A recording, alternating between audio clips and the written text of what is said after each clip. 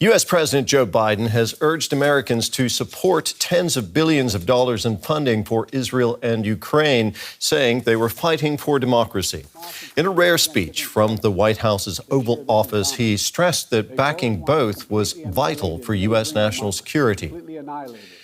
Biden said the world was looking to America for leadership and that the U.S. couldn't afford to abandon its allies now. American leadership is what holds the world together. American alliances are what keep us, America, safe.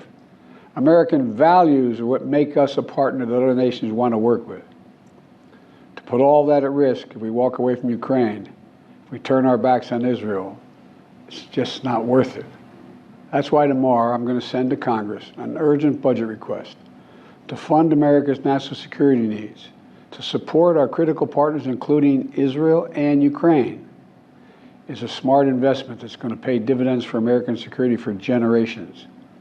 Help us keep American troops out of harm's way. Help us build a world that is safer, more peaceful, more prosperous for our children and grandchildren. Spring in DW's William Glucroft here. William, an unusual step for Biden, delivering an address from the Oval Office. It is unusual. I'm trying to remember a time when a U.S. president gave a major primetime national address about something going on far away, especially a war that the U.S. actually isn't officially directly involved in, right? No boots on the ground, no American lives at risk. But this actually kind of signals a shift in what U.S. power means in the world these days, right? It's not so much military power anymore. Of course, the United States still has a massive military, outspends and outarms itself more than any other country in the world. But American power these days is money, is it the financial system, its ability to back its allies with huge amounts of financial support. And that's kind of what this speech is now. So we're seeing this shift actually from American military power to American financial and money power, and its support for sort of wars in its interests, even though it's not directly involved. Talking money, Biden has said he will request more funding, billions, for both Ukraine and Israel. What are the chances of that funding getting congressional approval, William? Well, famous last words, and I'll never make predictions live on air about what may or may not happen in politics, specifically U.S. politics, given what's going on right now.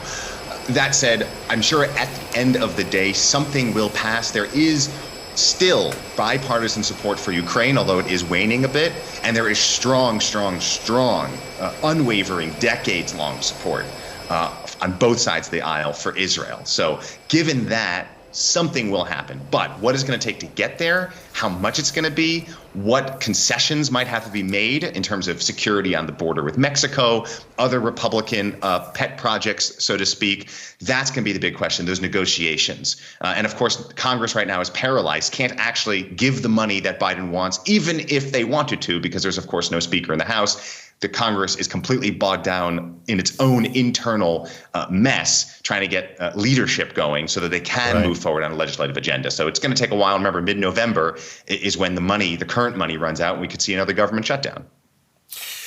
The U.S. president is also urging Israel not to be, in his words, blinded by rage. Is that Biden asking Israel to show restraint in its looming ground offensive in the Gaza Strip, William? It certainly sounds like that, right? Biden is walking a fine line saying, of course, Israel has the right to defend itself. Of course, it has the right to respond to Hamas's attack. But there is still international law to comply with. There is still a horrible situation in Gaza that Israel is largely responsible for in terms of the humanitarian side of things. And he did make note about America's own 9/11 experience, the major mistakes that the U.S. made in terms of its policy decisions and undermining its own values when it comes to torture and the kinds of surveillance that it employed after in what it saw as its security needs. So it's trying to caution Israel, don't do what we did. Try to make smarter decisions, think coolly and rationally, even in this incredibly tragic time for them. William, thanks for your analysis. That was DW's William Glucroft.